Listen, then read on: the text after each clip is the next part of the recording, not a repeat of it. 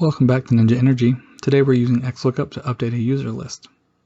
If you've not already watched our XLOOKUP simplified video, you may want to go do that. It'll give you a good base understanding of XLOOKUP, because today we're going to be adding in what to do if we do not find what we're looking for. Now,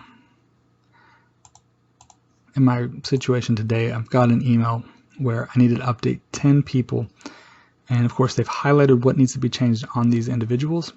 In this case, the manager and the QA representative. So what we need to do is update our user list with these changes. Now, I only have 10 changes here, but that's okay, because when you talk about scalability, if you are managing 1,000 agents as opposed to, say, 24, like I have currently, you're going to have maybe 500 changes or 250 changes coming at a time, and no one wants to waste time. You want to be as efficient as possible with the least amount of errors. So to do that, XLOOKUP was a combination of many functions all in one. So if I'm going to add these people into my user list to do that alteration, if they're already here, it's going to cause duplication. So what we're going to do is we're going to edit them first, and then in another video I'll show you how to do a step further by making sure if you need to append a new person into the list or remove people because they're termed. So today we'll keep it simple. We're only going to update those that are already active. And with XLOOKUP, we're going to simply look up what we're looking for, and we always use the most unique character possible, in this case user ID. We're going to use that as our baseline. So update the manager based on the user ID and pull back the new manager. If nothing is found, of course, there's going to be an error message.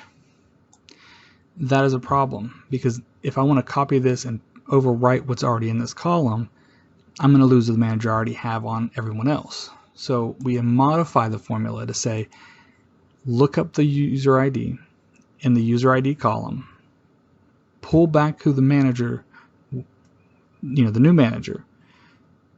If you can't find a new manager for them, use the current manager. Now, once you apply that, you now see that all the people who didn't change have a manager being listed, and it being the current manager they already had. Same will hold true, same formula, use it for QA, except it's going to be referring to the QA column as opposed to the manager column.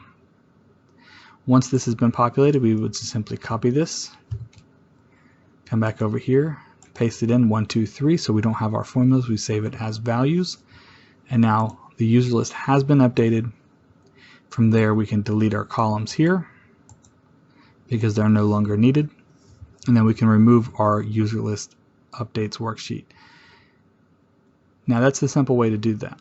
You can leave the user list updates there as a permanent fixture with those formulas and just hide those columns. That is actually what I do to manage my lists, because I get changes so frequently.